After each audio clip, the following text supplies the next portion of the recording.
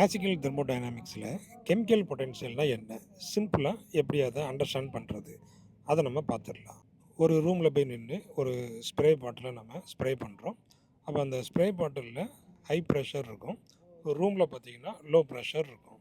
இப்போ அந்த ஸ்ப்ரே பாட்டிலை நம்ம ப்ரெஸ் பண்ணும்போது அதில் இருந்து அந்த ஸ்ப்ரே அந்த ரூம் ஃபுல்லாக உங்களுக்கு அப்படியே எக்ஸ்பேண்ட் ஆகும்.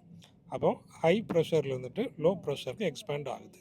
அப்போ இது எவ்வளோ நேரம் நடக்கும்?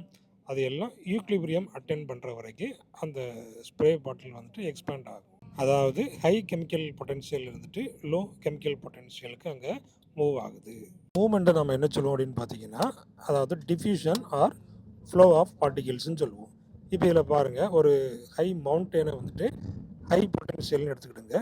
அப்போ கீழே அந்த கிரவுண்டு பார்த்தீங்கன்னா லோ பொட்டென்ஷியல்.